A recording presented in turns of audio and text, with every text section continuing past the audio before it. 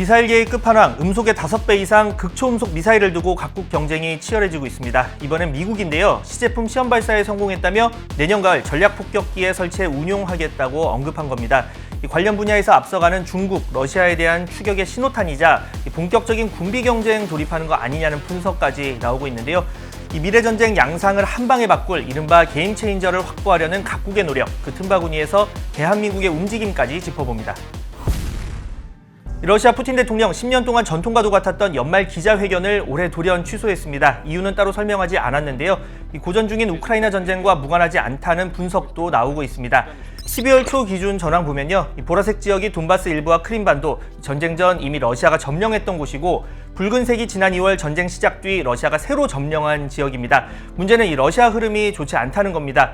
지난 3월 말에는 우크라이나 수도 키이우 인근, 또 우크라이나 동북부 국경을 넘어 상당수 지역을 점령했죠. 이 당시만 해도 전쟁 금방 끝낸다고 호언장담했지만 이 점령지 상당수 다시 내주고 최근에는 우크라이나 측의 역공에 시달리는 상황입니다. 이런 상황 속 러시아가 기대는 것, 바로 전황 바꿀 게임 체인저. 이 푸틴 최측근 메드베데프의 최근 메시지가 대표적인데요. 첫째, 유럽과 미국, 일본, 호주 등 적국이 우크라이나 깊숙이 개입했다며, 둘째, 자신들이 가장 강력한 파괴 수단의 생산을 늘리고 있다. 셋째, 여기에는 새로운 원칙에 기반한 것도 포함된다고 언급했습니다. 러시아 개발 중인 꿈의 무기 치르콘의 실전 배치가 눈앞에 온 것 아니냐는 관측입니다. 극초음속 순항미사일 치르콘, 최대 사거리 1000km, 탄두 중량 400kg, 최대 속도는 마하 8, 즉 음속의 8배 이상, 산술적으로 1시간에 9,792km, 1초에 2.7km 날아갈 수 있다는 의미인데요. 평양에서 쏜다면 서울 한복판까지 도달하는데 겨우 71초밖에 걸리지 않는다는 거죠.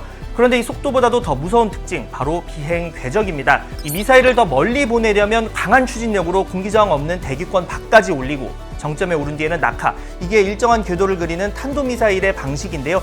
그런데 치르콘 같은 극초음속 순항미사일은 좀 다릅니다. 이 대기권 밖으로 나가기는커녕 30에서 40km 높이의 저고도 비행이 가능합니다. 지구는 둥글기 때문에 일정 높이 이상 미사일이 올라가야 레이더로 탐지가 가능하고, 또 땅과 가까울수록 이 탐지를 방해하는 각종 장애 요소, 즉 클러터 때문에 탐지가 쉽지 않습니다. 여기에 일정한 궤도의 탄도미사일과 달리 일정 수준의 궤적 변경도 가능해서 움직임 예측하기도 쉽지 않습니다. 이 야구로 예를 들어볼까요? 이 마지막까지 공 놓는 포인트 숨겨서 언제 공이 날아올지 포착하기 힘든데, 거기에 공 자체가 무지막지하게 빠른 강속구입니다. 이 볼 끝의 움직임까지 상당하고요. 이 배트에 맞추기 어려울 수밖에 없겠죠. 이미 러시아가 실전 배치한 극초음속 활강체보다도 진일보한 무기라는 평가받는 이유인데요. 그런 만큼 푸틴 기술력 우위 유지에 사활을 걸고 있습니다. 올해만 치르콘 개발에 관여했던 과학자 3명 체포, 기밀을 해외에 넘겼다는 반역 혐의를 적용한 건데요. 그중 한 명은 병상에서 끌려나와 체포 이틀 만에 숨지기도 했습니다. 이 보안에 더 예민한 이유, 치르콘 실전 배치가 푸틴의 다양한 카드를 제공할 수 있다는 점 때문일 텐데요. 전통적인 탄도미사일, 또 재래식 미사일 공격까지 동시다발적으로 이뤄진다면 이 상대 방공망 무력화하는 거 순식간이라는 거죠. 중요한 건 이 같은 상황이 우리에게도 남일이 아니라는 겁니다. 북한, 지난 1월 동해상으로 미사일을 2차례 발사했는데요. 바로 화성 8형. 북한은 이를 두고 극초음속 미사일이라고 주장했습니다. 1000km 떨어진 목표를 타격하는 데 성공했다는 발표와 함께였는데요. 자신들 기술력에 대한 과장은 고려하더라도 우리의 좋지 않은 소식이면 분명하다는 분석인데요.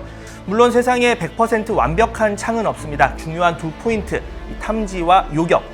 실제 미국의 경우 이 레이더 대신 위성으로 전 세계 탐지하고 40km 정도의 낮은 고도라도 낙하할 때 속도는 어느 정도는 떨어진다는 점 고려해서 극초음속 미사일 요격 능력 기르는데 중점을 두고 있습니다. 여기에 두툼한 방패 만드는 또 하나의 요소, 바로 레이저.